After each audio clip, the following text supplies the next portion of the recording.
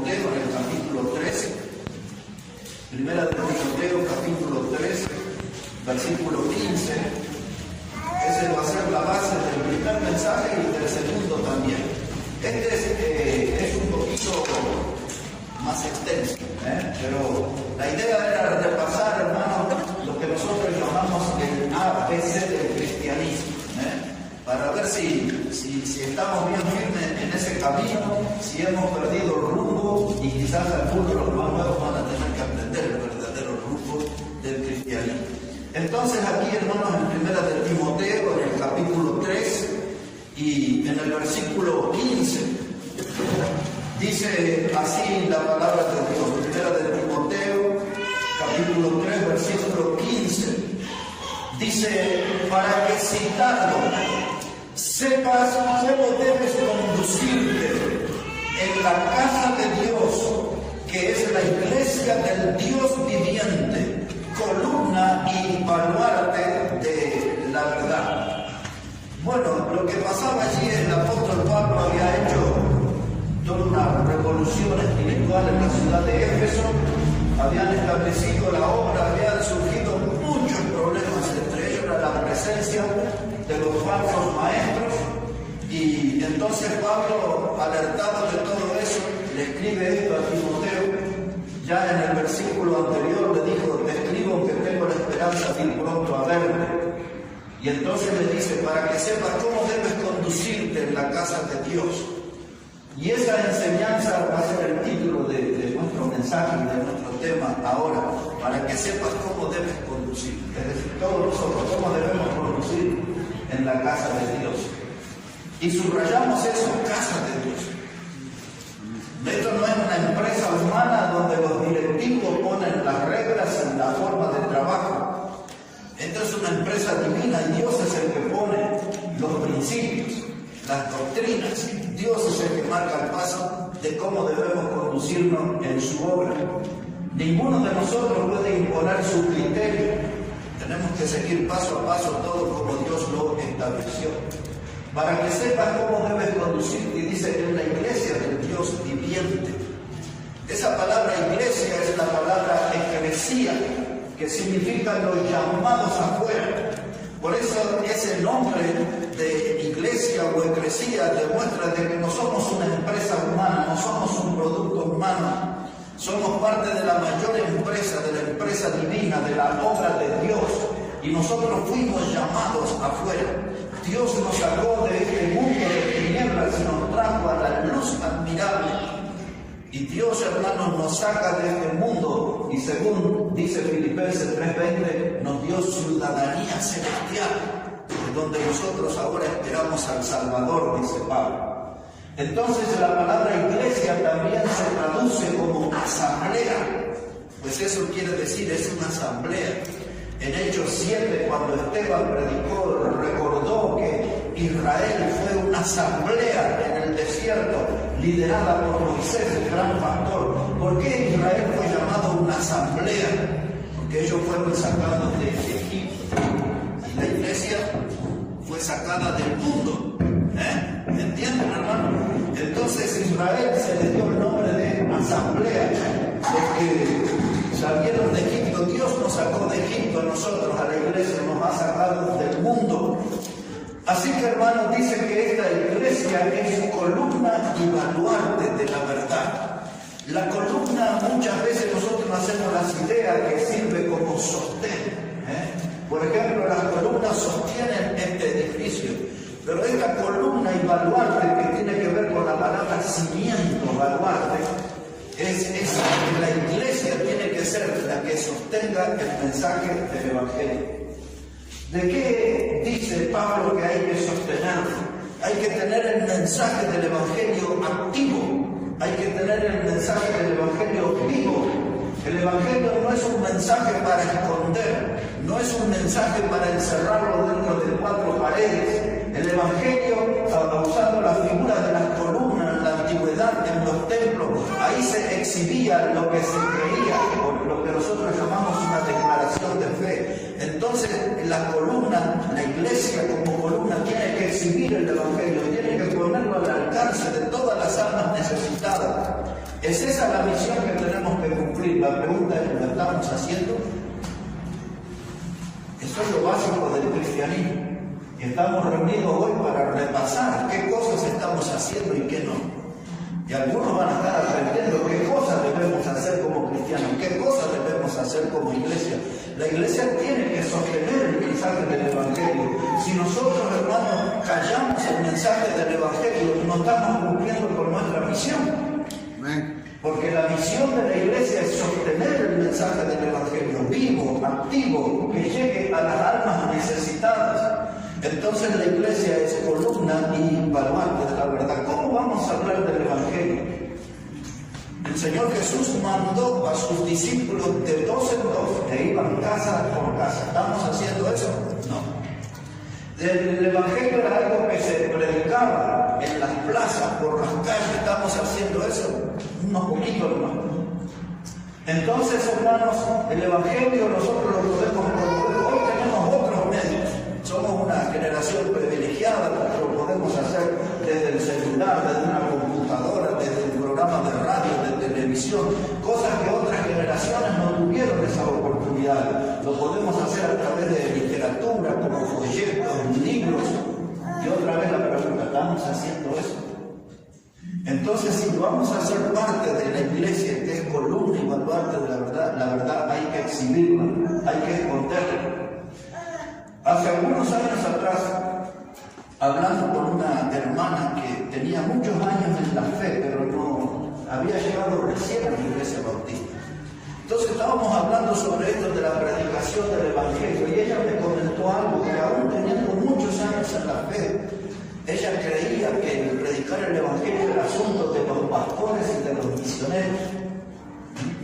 Entonces ella empezó a escuchar los mensajes de que había que ganar alma y salíamos en la iglesia a ganar alma, teníamos el programa de ganar alma y entonces dice, ahora me doy cuenta que ese era el trabajo para toda la iglesia, no era solo para pastores y misioneros. Y entonces comento eso porque quizás alguien así aquí podía pensar eso.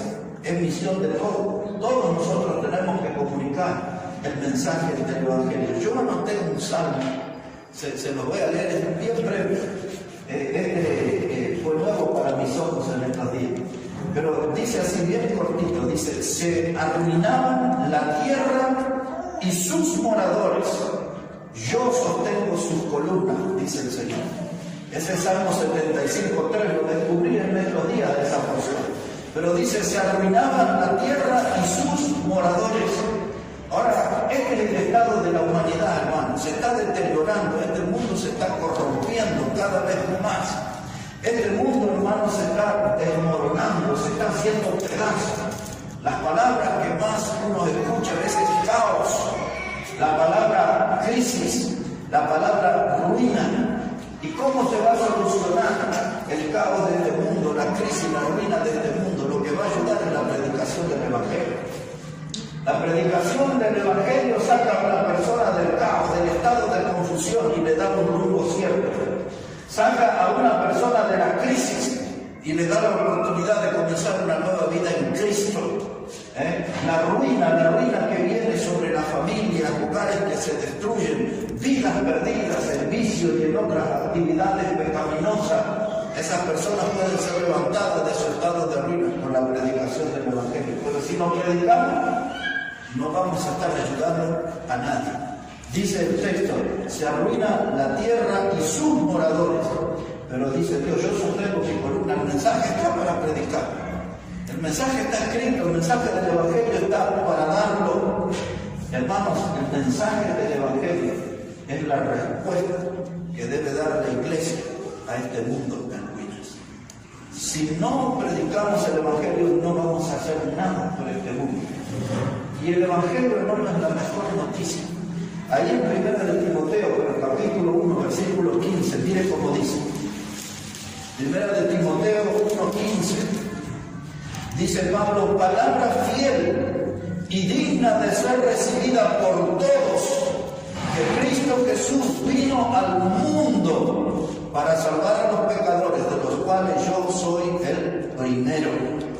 Entonces, hermano, esta es la buena noticia que tenemos para darle al mundo, que Jesucristo vino al mundo, dice dice Pablo aquí, para salvar a los pecadores.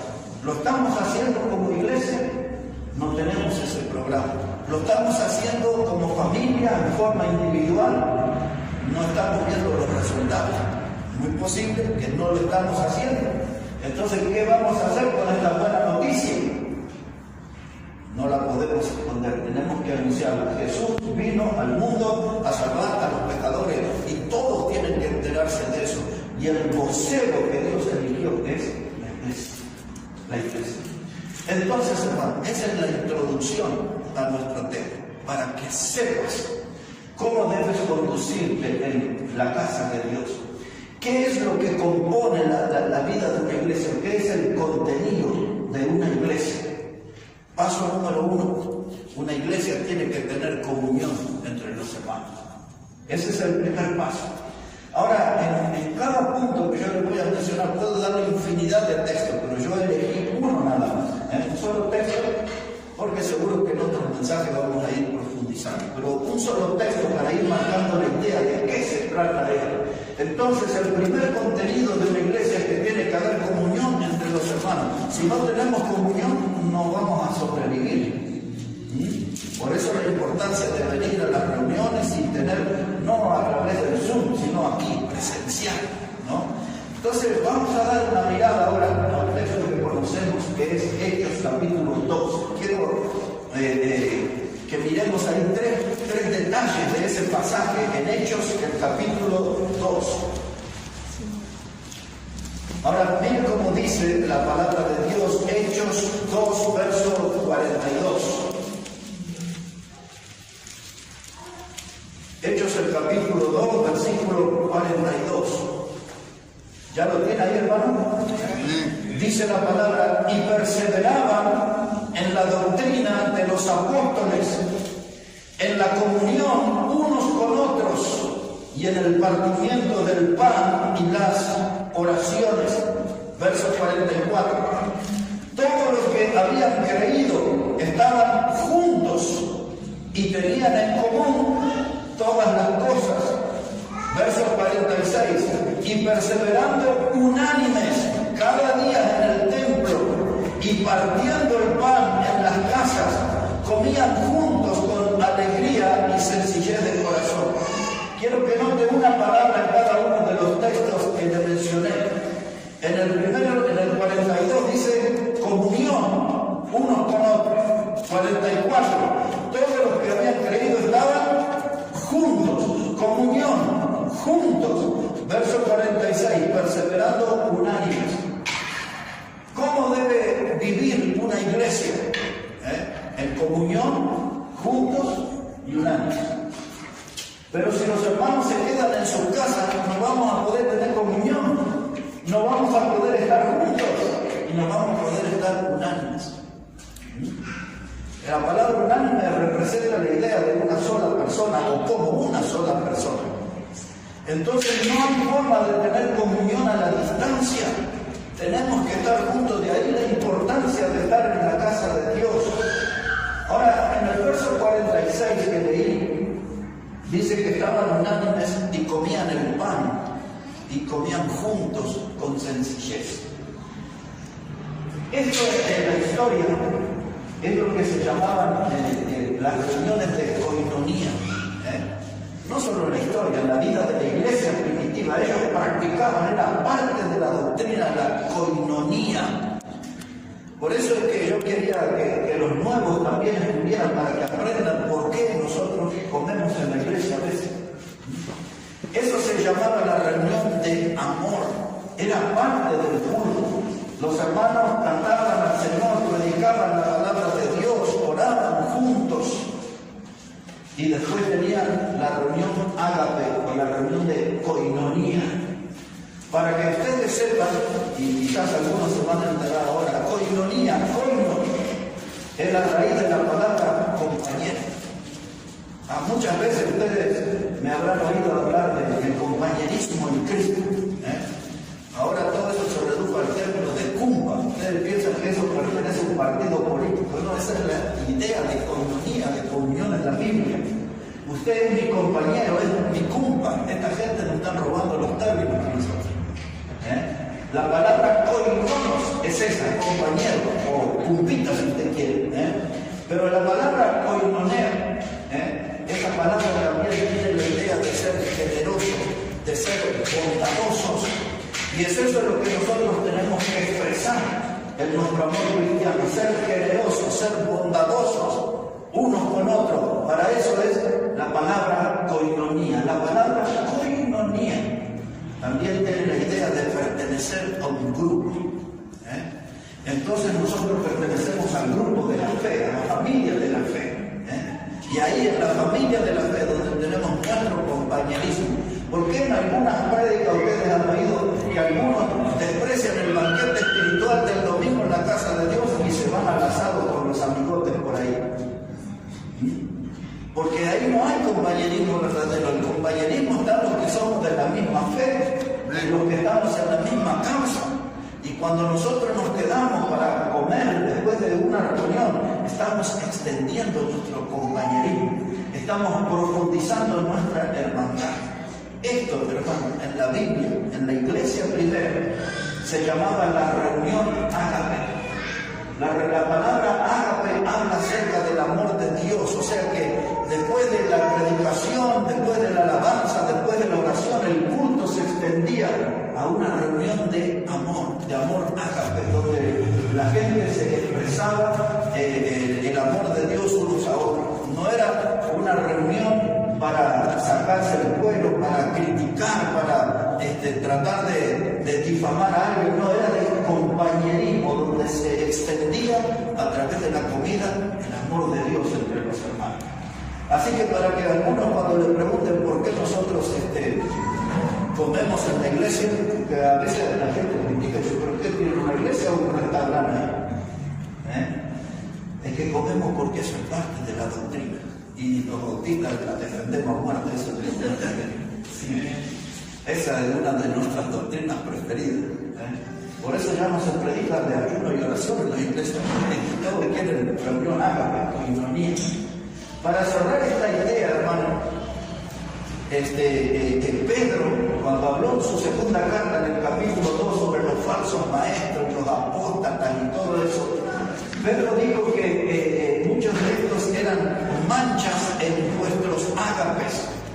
Esa palabra que usa Pedro, mancha, se refiere a un grano de pus, con pus, algo infectado. Entonces en esas comidas que habían algunos que le estaban infectando. Y ahí habla de la gente, de los falsos maestros que aprovechaban ese compañerismo en la comida y distribuían sus falsas doctrinas. Entonces eran manchas en la reunión ágape. Eso es lo que nosotros tenemos que cuidar, que cuando tenemos una reunión está basada en el amor de Dios y en el amor de los unos por los otros. No son reuniones de crítica, no son reuniones de difamación, son reuniones ágape, de amar como Dios nos amó a nosotros. Ahora, este asunto de la comunión unos con otros, dice que estaban todos juntos y estaban unánimes. Somos así en nuestra iglesia, porque este es el modelo de iglesia, no hay otro. Si nosotros no estamos juntos, no estamos unánimes, nos salimos del modelo, nos escapamos del molde de Dios. Entonces ahí es donde tenemos que trabajar y enfatizar, hermano, que si vamos a hacer una iglesia como era la iglesia de la Biblia, tenemos que estar en comunión, juntos y unánimes. Si fallamos en esto, ya nos salimos del camino. Así que ahí tenemos que trabajar. Pero hay que elegir la casa de Dios. ¿Se acuerdan aquel salmo hermoso del 122.1? Dice, yo me alegré con lo que dijeron, a la casa de Jehová iremos. No estaban contentos con ir a un asado, un partido de fútbol, una fiesta de la comunidad. Dice el salmista, yo me alegré con lo que dijeron, a la casa de Jehová iremos. Y también puede leer después del Salmo 84, donde habla de la belleza de estar a las moradas de Dios, cerquita del atrio, dice allí donde las golondrinas y los gorriones hacen sus nidos, y dice, porque mejor es estar un día a tus puertas que 1000 fuera de ellas. ¿Se acuerdan de ese salmo, verdad? Nosotros tenemos que ser sabios y elegir la casa de Dios, porque aquí este es el lugar de comunión, y este es el ingrediente principal para la iglesia, comunión. Ahora algunos de ustedes se darán cuenta por qué yo siempre estoy insistiendo desde el público. ¿Por qué que se venga, necesitamos? ¿Qué es la doctrina de la Biblia? Tener comunión. Y si usted rompe la comunión, está rompiendo una doctrina bíblica. Así que, hermanos, tenemos que recordar o incorporar esto a los más nuevos en su vida, de fomentar, de alimentar la comunión unos con otros, porque así lo manda el Señor.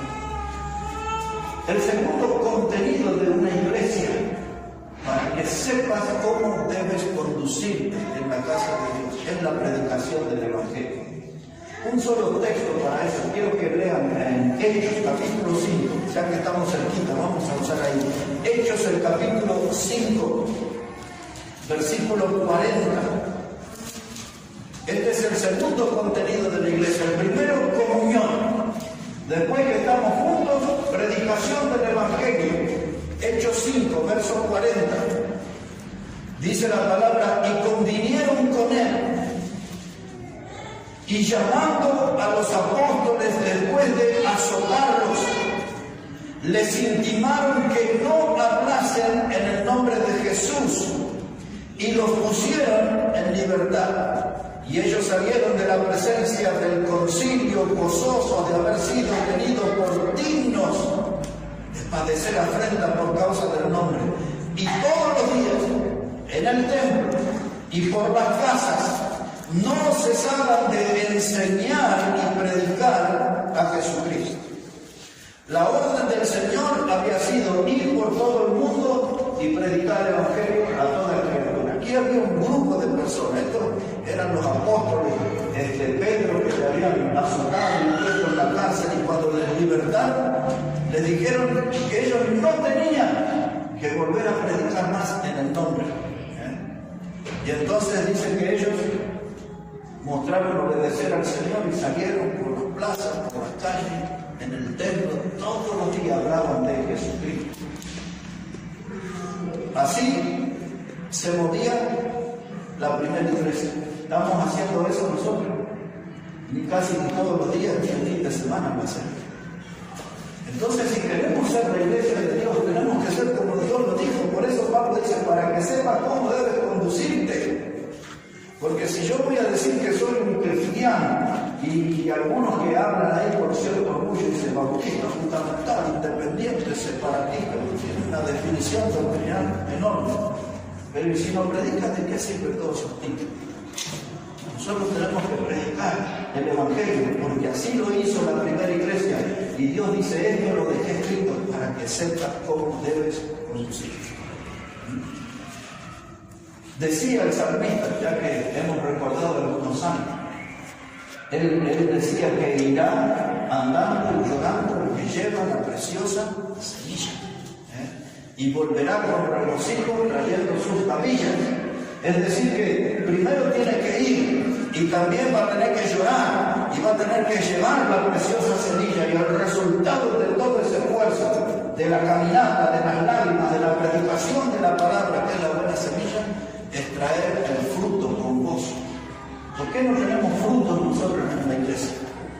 Sí, tenemos algunos salvos, cada tanto alguien cree en el Señor, pero no tenemos todos los domingos aquí 5 o 6 nuevos para presentar en cada culto. Deberíamos tenerlo. ¿Por qué no estamos nosotros regocijándonos? Porque no estamos yendo ni estamos llorando por las almas ni le estamos predicando a las almas. Entonces Pablo dice, para que sepas cómo debes conducirte en la iglesia del Dios viviente, vamos a tener que predicar el Evangelio. Ahora, eso, hermano, tiene que ser en nuestro hábito.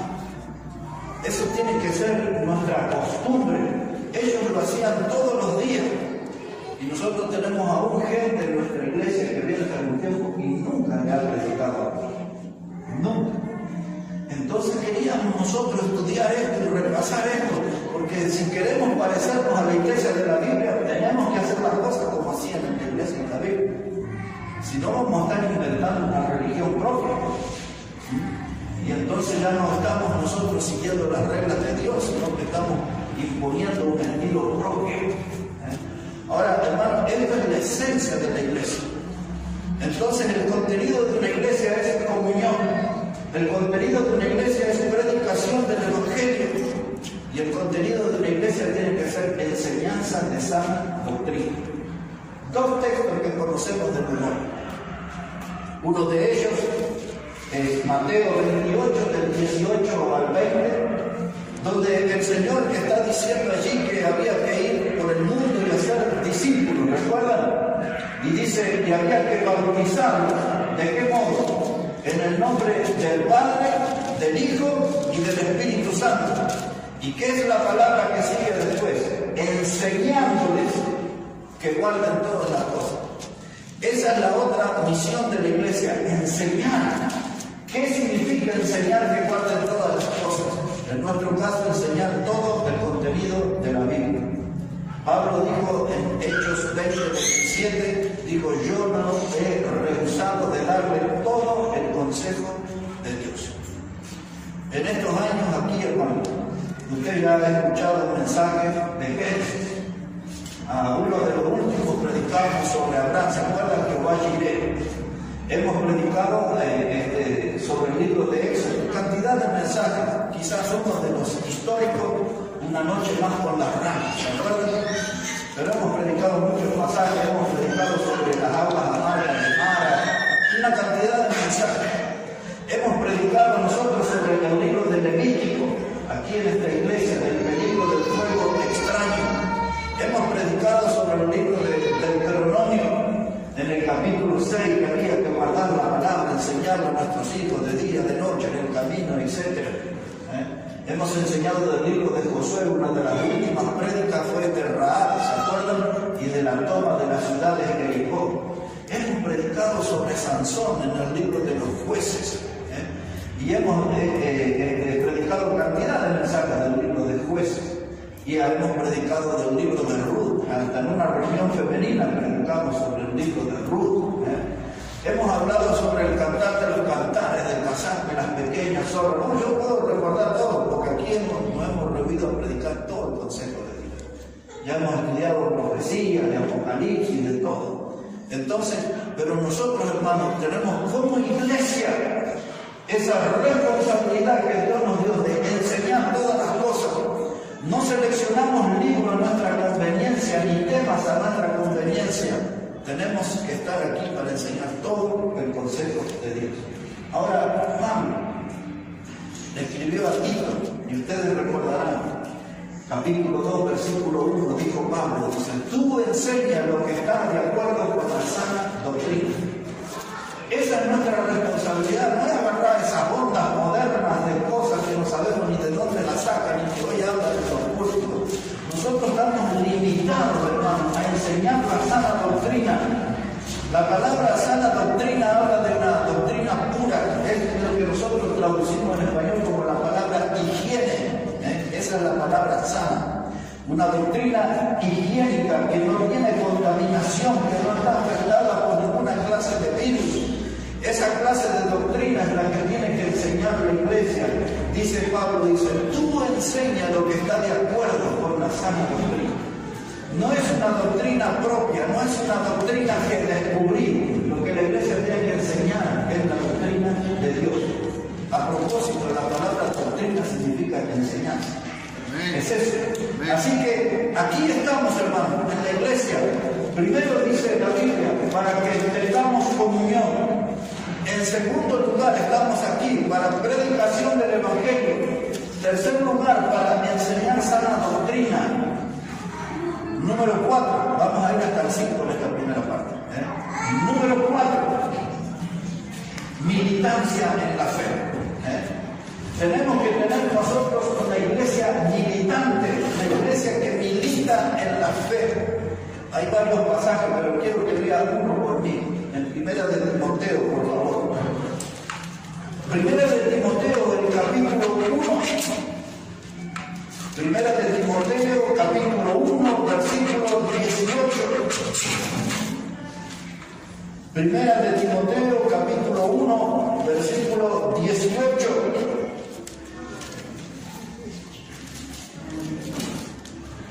Dice así la palabra de Dios, este mandamiento, hijo Timoteo, te encargo para que conforme a las profecías que se hicieron antes en cuanto a ti, milites por ella la buena milicia. Ahora Pablo le pide eso a Timoteo, al joven predicador, al joven pastor. Nosotros creemos que Timoteo andaba ahí rondando los 35 años para este tiempo. Era un hombre joven en el ministerio. Y entonces Pablo le dice, tú tienes que militar la buena milicia. Antes de explicar lo que significa eso, quiero que lea el verso 19 también. Porque ¿qué es lo que sucede cuando no vivo la buena milicia? Dice, manteniendo la fe y buena conciencia, desechando la cual naufragaron en cuanto a la fe algunos, y después da los nombres Himeneo y Alejandro, por ejemplo. Ahora, dice ahí que la buena milicia es mantener la fe y buena conciencia. Ya voy a llegar ahí. La palabra milicia que aparece aquí, hermano, ese término quiere decir estar preparado para la batalla. Así que cuando Pablo le está diciendo tienes que militar, la buena milicia le está diciendo tienes que prepararte para la batalla. Ustedes saben, hermanos, que la vida cristiana no es fácil. La vida cristiana está llena de luchas. Tenemos diferentes clases de enemigos. Cuando no estamos en conflicto con el diablo, estamos en conflicto con algunos de sus agentes, algún demonio o algún representante del diablo que anda por ahí, que nos hace la vida imposible. Entonces tenemos que nosotros estar preparados para esa batalla. Tenemos una dura batalla con el mundo. Todos nosotros tenemos ciertas debilidades y hay cosas del mundo que nos atraen, que nos seducen. El diablo, como príncipe de este mundo, usa muchas clases de carnada para pescarnos y sacarnos del camino del Señor y sacarnos de la iglesia del Señor y meternos en el mundo. Nosotros somos sometidos a toda clase de tentaciones, pero cierto es que la Biblia dice que Dios no nos va a probar más allá de lo que podamos resistir. Entonces hay una promesa de Dios ahí para nosotros. Entonces, hermanos, tenemos como enemigo nuestra carne, que yo creo que nuestra carne es más peligrosa que el diablo del mundo. Nuestra carne no es confiable. Pensando no solamente en lo que Pablo decía, que con la mente sirvo a la ley de Dios, esto en Romanos 7 decía, pero encuentro otra ley en mis miembros que sirve a la ley del pecado. Y después él concluía diciendo, miserable de mí, ¿quién podrá librarme de este cuerpo de muerte? Entonces Pablo, siendo uno de los grandes siervos de Dios, uno de los grandes predicadores de la historia, era un hombre que tenía una batalla en su mente, en su carne, estaba sometido a continuas tentaciones, y es el cuerpo en nuestro campo de batalla. Y todos nosotros tenemos ciertas debilidades, pero ninguna es justificable. Todos tenemos que vencer nuestras debilidades. Entre otras cosas, porque la Biblia dice todo lo puedo en Cristo que me fortalece. Amén. Podría citar una cantidad de pasajes, pero ese es como más conocido. Porque cuando alguien peca y dice, eso no es un justificativo. Otros pecan y dicen, hermano, usted sabe, la carne es débil. Pero también yo sé que todo lo puedo en Cristo que me fortalece. Entonces, hermanos, tenemos ese campo de batalla que es la carne. Y eso es lo que tiene que ver con el texto cuando dice para que mantengas la fe y buena conciencia. ¿Saben lo que quiere decir eso de buena conciencia? Es que nosotros, hermanos, tenemos que ser personas santas, no solamente en la iglesia, sino en nuestra vida secreta, en nuestra vida íntima, en nuestra vida personal, esa vida que solo Dios ve. Ahí es donde tenemos que tener buena conciencia. Ahí es donde tenemos que tener una manera de vivir que nuestra conciencia no nos reprenda, que nuestra conciencia no nos torture. Porque muchas veces, hermanos, por las acciones en la vida privada, donde los hermanos no nos ven, pero Dios sí nos ve, eso después, hermanos, trae aquí en el culto, no puedo cantar, no puedo escuchar la predicación, estoy pensando en cosas. Y Pablo dice, Timoteo, tienes que tener buena conciencia. No debe haber nada de tu vida secreta, de tu vida personal que te reprenda. En otras palabras, hermano, a veces nosotros predicamos un mensaje, pero nuestra vida va por otro lado. ¿Entienden? De eso es lo que le está hablando. Hay que unificar. Lo que predicas lo tienes que vivir. No puede ir la predicación por un camino y el estilo de vida por otro. Tiene que ir juntos. Porque si no, no vas a mantener la buena conciencia. Y si usted no mantiene la buena conciencia y usted no mantiene la fe, ¿cuál es el problema que se avecina? Dice, algunos naufragaron. Es decir, como un barco a la deriva, ahí anda en el mar, no tiene brújula, no tiene dirección, ni nada. Está a merced del oleaje. Y así andan muchos cristianos. No mantienen la fe, no tienen buena conciencia. Les da lo mismo estar en un culto que estar en un baile, en una fiesta. Entonces, ¿qué es lo que pasa en esa vida interior? Naufragan, andan a la deriva. Usted lo ve en la iglesia alguna vez, pero después desaparecen y después aparecen. Son náufragos de la fe. ¿Y saben cómo terminan los náufragos? Cuando ese barco encuentra la costa, se estrella contra la roca y se destruye. Y todos los que empiezan a dejar la casa de Dios y empiezan a dejar el camino de Dios, más temprano que tarde encontrarán esas rocas y estrellarán su vida. Y se terminará su vida. Entonces Pablo dice, milita la buena milicia. Yo diría esto, la buena milicia o el naufragio. No hay otro camino, es una cosa o la otra. Si no estoy siendo un soldado de Cristo militando en la fe, voy a ser un náufrago ahí, por cualquier lado, en cualquier dirección. Como dicen a veces los chicos, cualquier colectivo me va a quedar bien. Ahora, un poco más sobre la buena milicia. Les dije que eso es un llamado a prepararnos para la batalla. Pero buena milicia significa también que tengo que participar de una manera apasionada en la causa. En nuestro caso, en la causa de Cristo. Tenemos que participar de manera apasionada. Voy a usar un término opuesto. No debemos ser cristianos tímidos. Todos nosotros tenemos una personalidad. Algunos hablamos hasta por demás, hasta por los codos, dicen, ¿no? Y hay otros que no, que hablan y hablan ahí muy bajito. Por ejemplo, los del rincón nunca los escucho hablar, ya están en el rincón. Pero hay otros que estamos ahí adelante y hablamos, ¿no? Y hay otros que son más tímidos, y hay otros que son más expresivos. Pero cuando estamos hablando de militar en la causa de Cristo, tiene que ser de forma apasionada, con fervor. No puede ser con timidez. Yo no puedo como predicador estar diciendo, y mire hermano, yo creo, me parece entender que este texto, no, si yo voy a predicar, yo tengo que tener convicción en lo que estoy predicando. Yo tengo que estar seguro de lo que estoy diciendo. Si yo creo que Cristo murió, fue sepultado y resucitó, yo no voy a salir a hablar con los vecinos y decir, a mí me parece que fue así. No, no me parece, fue así. Yo lo creo y lo predico así. No lo voy a hacer con timidez, lo voy a hacer con decisión, con determinación. Eso es parte de militar en la buena milicia. La pregunta es, ¿es usted firme en la fe? Porque la Biblia dice que todo lo que no proviene de fe es pecado. Entonces yo tengo que estar firme en la fe, convencido en lo que creo de la palabra de Dios. Y gracias a Dios que nosotros creemos en toda la palabra de Dios. Toda la palabra de Dios. Participar de manera apasionada en la causa de Cristo.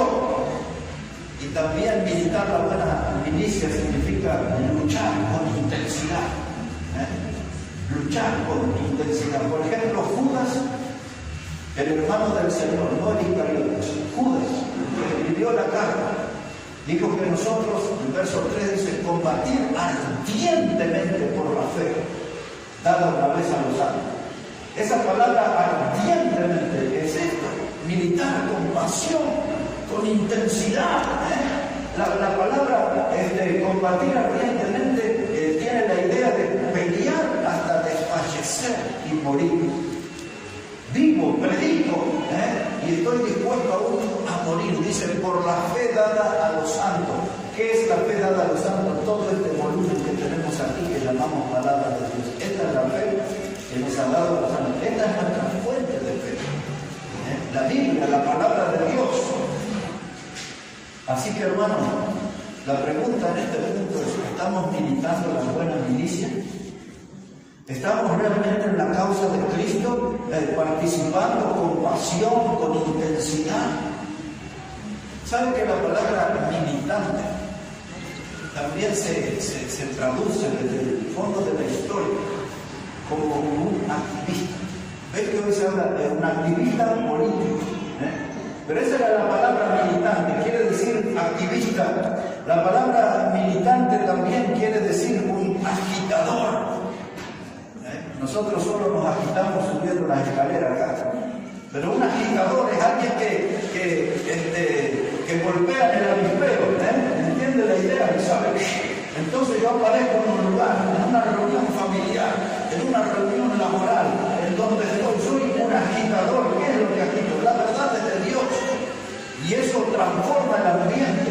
Y la palabra militante también se traduce como revolucionario. Yo no hablo mucho de eso porque algunos se van a querer ir al máximo a venir a la iglesia en Maraná. Pero se traduce así la palabra militante. Una persona, un agitador, un activista, un revolucionario. Y a ustedes que les gusta el fundamento, dice Hechos 17:6. En Hechos 17:6 ahí habían aparecido en Atenas primero y después en la ciudad de Tesalónica. Apareció Pablo allí. Y entonces lo querían matar a Pablo. Y se metió en la casa de uno que se llamaba Jasón. Y vinieron los ociosos, un montón de vagos, de delincuentes que habían contratado y lo querían sacar y matarlo. Y el grito que ellos daban en Hechos 17:6 dice: estos que trastornan el mundo han venido aquí. Es decir, los predicadores que tienen un mensaje de agitador, que tienen un mensaje de activista, que tienen un mensaje revolucionario, llegaron aquí. Es decir, que la presencia de los cristianos y su predicación, hermanos, cambiaba la sociedad, impactaba la sociedad. Y nosotros cuando llegamos a algún lugar, nadie nos dice esto que trastornan al mundo azul, qué pesado es, qué vino hoy. No, hermano, tenemos que transformar el lugar. Eso es lo que Pablo nos enseña a través de Timoteo, para que sepas cómo debes conducir en la casa de Dios. Si usted no aprende eso, hermano, en la iglesia, no lo va a aprender en otro lado. No vamos a impactar este mundo con el Evangelio si no somos militantes de la buena milicia. Los grupos políticos en el mundo nos robaron esa palabra. Y dicen que los militantes, si alguien pinta los muros con una cocina, dice: ese es un militante de tal partido. Reparten panfletos y cosas, y estos son militantes de tal partido. Pero la palabra militante es una palabra bíblica y nosotros somos llamados por Dios a ser militantes en la fe. Nos basamos en la fe, promovemos la fe, predicamos la fe, llevamos los principios de la fe adelante. Eso, hermano, tiene que ver con militante, la buena milicia. Ahí bien cerquita, hermano, pero en 2 de Timoteo 4, 3 palabras quiero que descubran ahí por ti. 2 de Timoteo 4 y el versículo 5. 2 de Timoteo 4 y el versículo 5. Dice la palabra de Dios: pero tú sé sobrio en todo, soporta las aflicciones, haz obra de evangelista, cumple tu ministerio. Dice la palabra de Dios, 3 palabras quiero que vea aquí. Dice: soporta las aflicciones. En otras palabras, cuando le escribió a Timoteo hablando de él, dice: pero tú sufres penalidades, ¿se acuerdan? Como buen soldado de Jesucristo. La palabra sufre aflicciones es lo mismo que le está diciendo aquí: soporta las aflicciones. Vamos a usar el término sufrir. La segunda palabra que vemos aquí es la palabra predica. Dice: pero tú sufres. Y dice, ahora dice, las aflicciones, haz obra de evangelista. ¿Qué hace el evangelista? predica. Y la tercera palabra que quiero que note ahí, cumple. Hermano, eso tiene que estar incorporado en nuestro ADN. Sufrir, predicar y cumplir. Sufro por la vida cristiana que represento. Sufro por el mensaje que predico. La gente lo rechaza, lo desprecia, me maltrata. Pero la Biblia dice, sufre, aflicción. Y ahora dice, predica, haz obra de evangelista. No hable sobre el buey extendido con la gente. Habla del mensaje del evangelio, del mensaje de la cruz. Y dice, cumple tu ministerio. No le falles a Dios, cumple. No es que soy un cristiano que arruga, porque me maltratan, me critican, me difaman, me meten en la cárcel, me dan una golpiza. Dice, no, ya está, con esto. No, dice, sufre aflicción. ¿Y qué más tengo que hacer? Predica, haz obra de evangelista. ¿Y qué más tengo que hacer? Cumplir con el ministerio, porque eso es lo que Dios me pide. Comunión, predicación del evangelio, enseñanza de la sana doctrina, ser un militante de la fe. Tenemos que ser, hermanos, militantes de la fe. Si no milito en la fe, voy a naufragar. Soy un cristiano a la deriva. ¿Qué hace esa clase de cristianos? Por ejemplo, van a una iglesia, pueden venir aquí y vienen un domingo, quizás no, dicen, no, aquí la predicación es dura. Aquí me dicen que tengo que ser un militante de la fe, que tengo que asistir a los cultos, porque tengo que tener comunión. Me dicen que tengo que militar la no, muy exigente. Me voy con otro más liberalito por ahí. Y así andan naufragando por las iglesias, porque nunca quieren escuchar y obedecer lo que Dios nos ha mandado. Pablo dice, eso te enseño para que sepas cómo debes conducirte en la casa de Dios. A veces estamos acostumbrados, los solteros y solteras, dice, están ahí en su cuarto, dice, este es mi cuarto, este es mi reino. Y allá están las zapatillas en un lado, la medianoche, y la ropa lavada, apoyada en la habitación. Pues, y nadie tiene que entrar aquí. Esas son las reglas de su cuarto, pero Dios tiene su regla en su obra. Y Dios las dejó escritas. Él dice, para que sepas cómo debes conducir. Tengo que hacer las cosas como Dios dice, como Dios me manda. Y el último punto, y ya vamos pensando en comida también.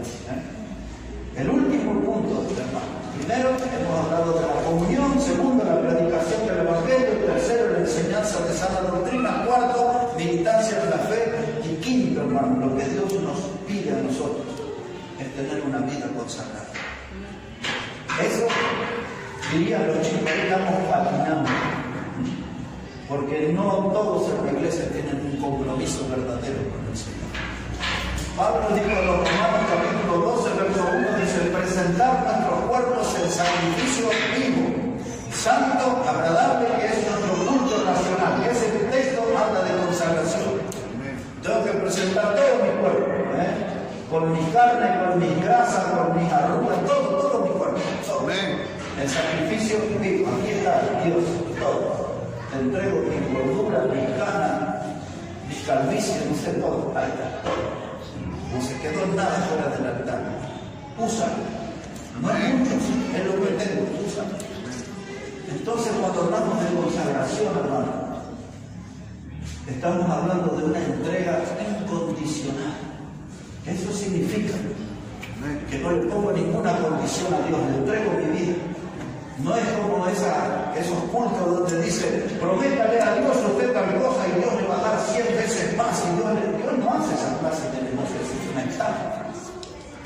Lo que Dios hace es ver con agrado cuando presentamos nuestro cuerpo en el altar y lo entregamos enteramente para que Él lo use.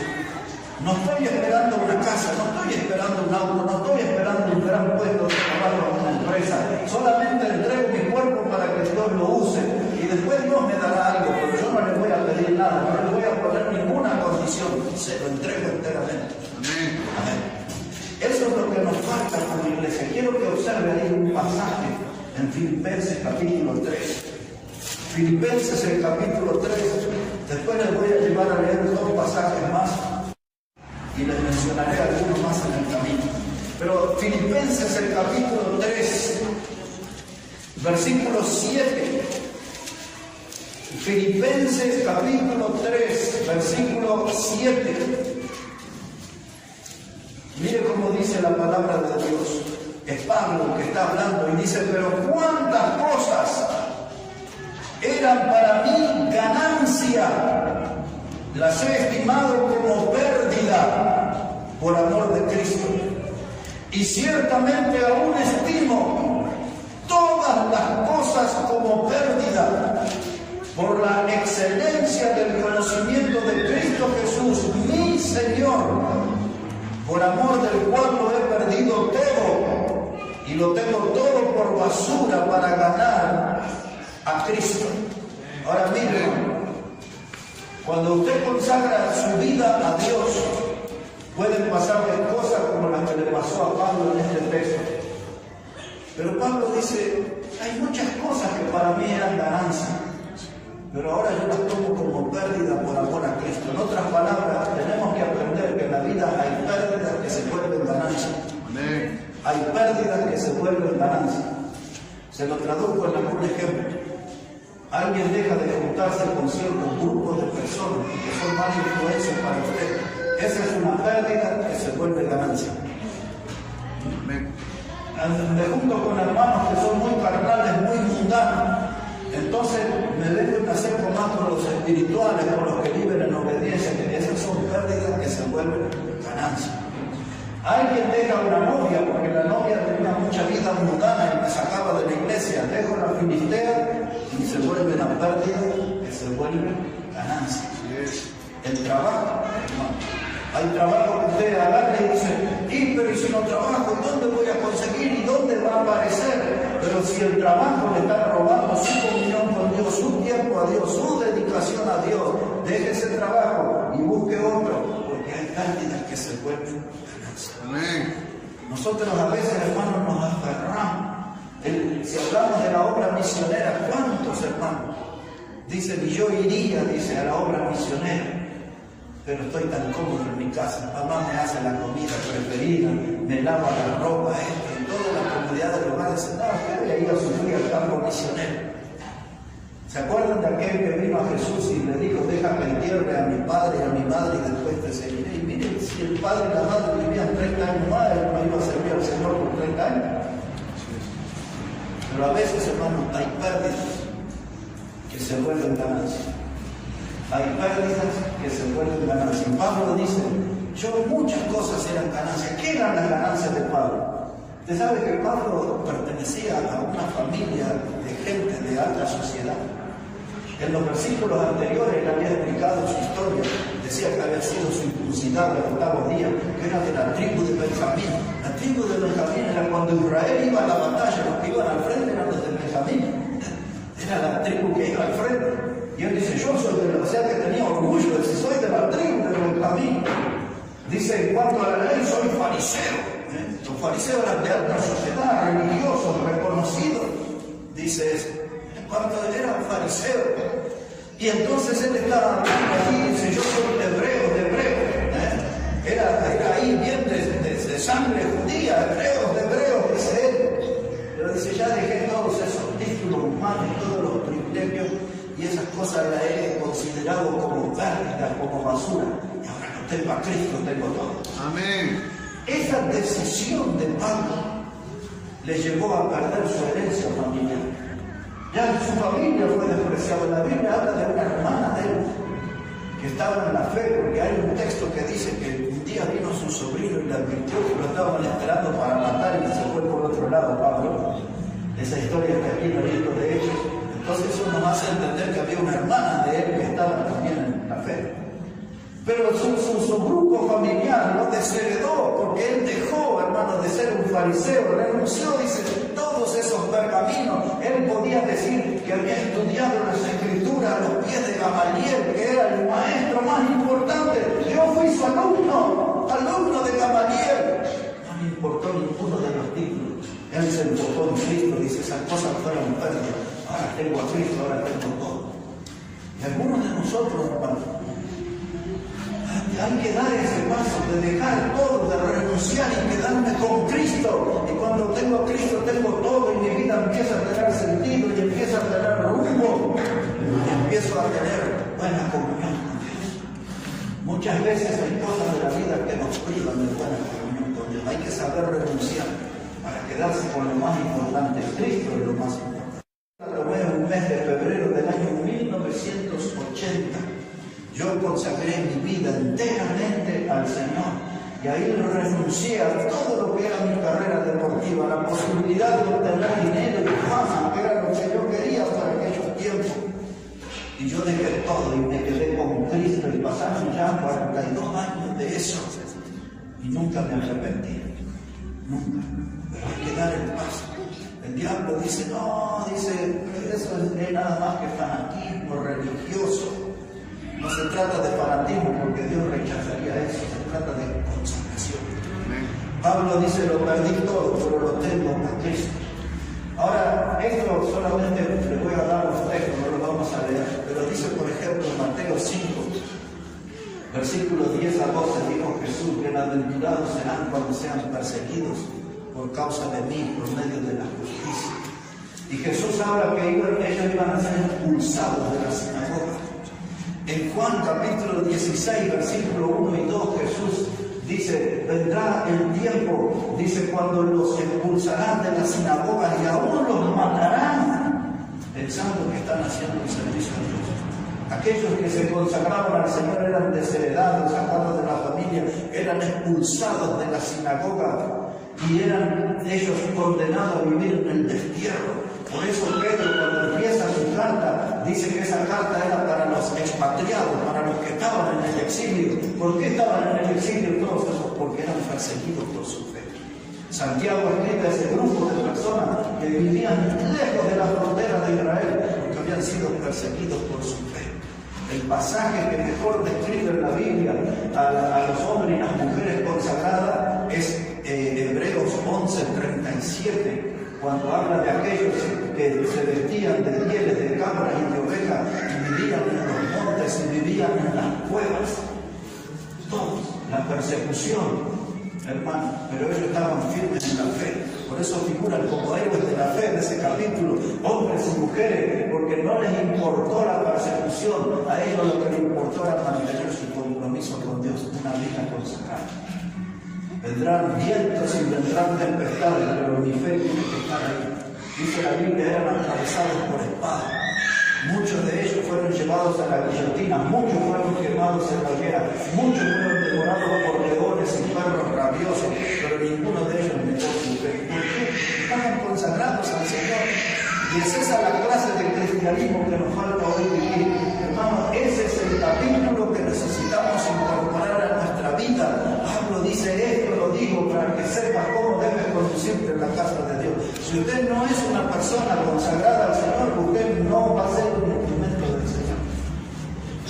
Y esa es una decisión bien personal, porque uno tiene que meditar bien. Por eso cuando dice Romanos 12:1, presentar el cuerpo sacrificio vivo, santo, agradable, perfecto, porque este es vuestro culto racional. Esa palabra dice, antes de ir al altar, piensa bien, racional.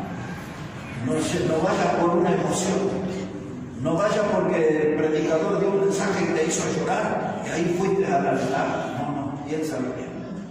Piénsalo bien. Porque una vez que pones tu cuerpo en el altar de Dios, no tendrás oportunidad de ir a retirarlo. Una vez que lo entregas al Señor, es para que el Señor lo use. Y es eso, hermano, lo que necesitamos en nuestra iglesia. Como ya vamos aquí llegando al final, solamente dos pasajes nomás y termino. Quiero decir esto. Cuando Pablo dice, para que sepas cómo debes conducirte en la casa de Dios, comunión, unos con otros. Nada de celular ni de Zoom, aquí, en el mismo lugar, la misma comunión. Predicación del Evangelio. Si no predicamos el Evangelio, corremos el riesgo de ser un club social. La vida de la iglesia pasa por la predicación del Evangelio, lo que el Señor nos mandó. Existimos como institución para predicar el Evangelio. Buenas noticias para este mundo. Sana doctrina. No comprometer las verdades de Dios. No pisotear las verdades de Dios. No humillar las verdades de Dios.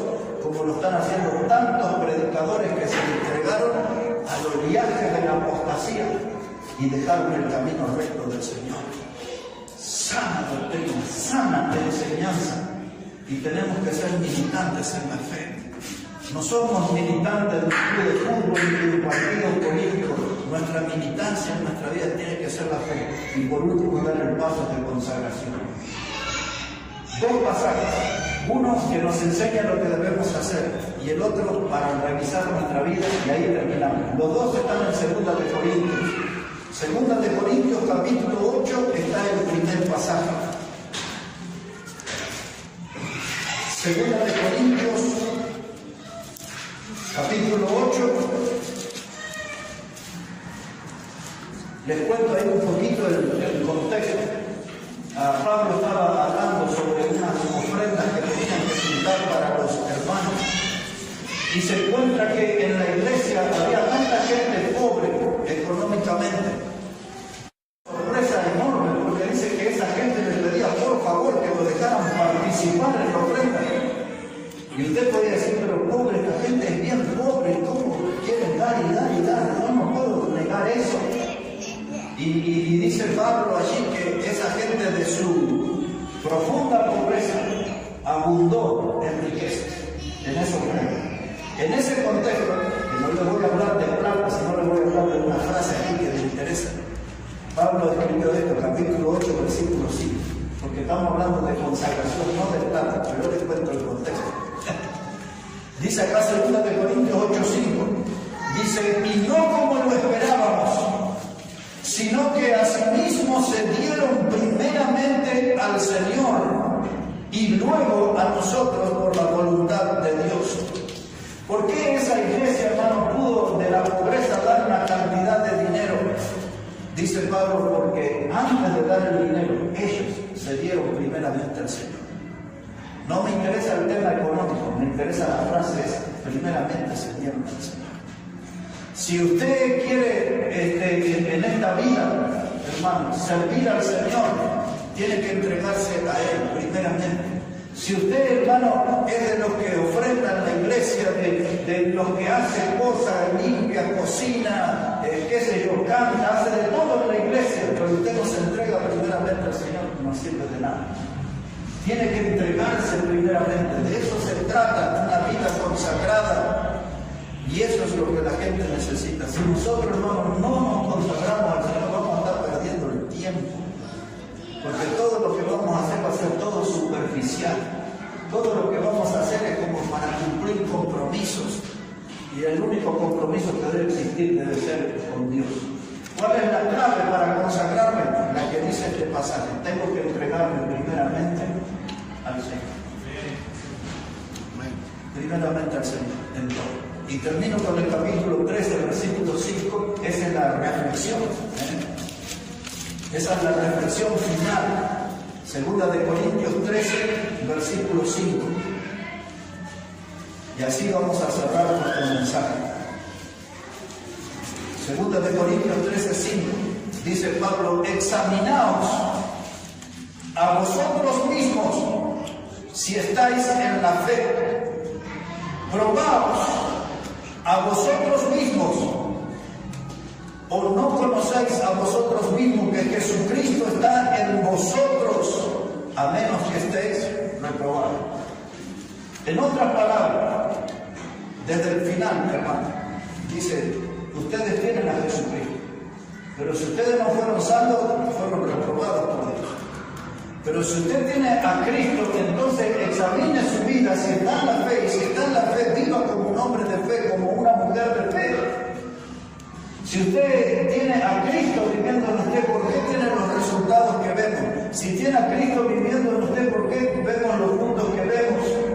Hay algo que no está bien. Entonces, lo tomamos como un tirón de oreja. Y Pablo le dice, presten atención y examínense cada uno si están en la fe. Quizás mencione algo en el otro mensaje, pero les digo esto. Hay mucha gente que, porque hizo una oración de fe, una profesión de fe, ya dice, yo ya fui salvo. pero quizás fueron palabras simples nada más, o palabras que repitió porque el predicador le guió que dijera tal o cual palabra, pero no creyó en el Señor realmente como Salvador, solamente dio como una fórmula y ahí está descansando su fe. Entonces Pablo dice, examinaos, porque si estamos en la fe debemos tener otra clase de frutos, hermano. No sea cosa que haya hecho una decisión ahí porque medio que me presionaron o porque no entendimos.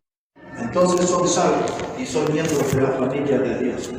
Así que todo este tema, hermano, para que sepas cómo debes conducirte en la casa de Dios, tiene que llevarnos al final a un examen. Si soy salvo, tengo que vivir una clase de cristianismo más intenso. ¿Cómo demuestro ese cristianismo más intenso? Viniendo a la iglesia, teniendo comunión. ¿Qué más? Predicando el Evangelio. ¿Qué más? Enseñando doctrina sana. ¿Qué más? Siendo un militante de la fe. ¿Qué más? Teniendo una vida consagrada. Necesito repasar eso. Si esas cosas están en mí, entonces estoy conduciéndome en la casa de Dios como Dios quiere. Recuerden que la iglesia no es una empresa humana donde nosotros ponemos las reglas. Las reglas ya están escritas, están todas aquí y todas fueron dadas por Dios. Así que si queremos ser una iglesia bíblica, si queremos ser parte de la iglesia verdadera, aquí está el manual que necesitamos obedecer y seguir. Por eso Pablo dijo a Timoteo y a nosotros, para que sepas cómo debes conducirte en la casa de Dios. Bueno,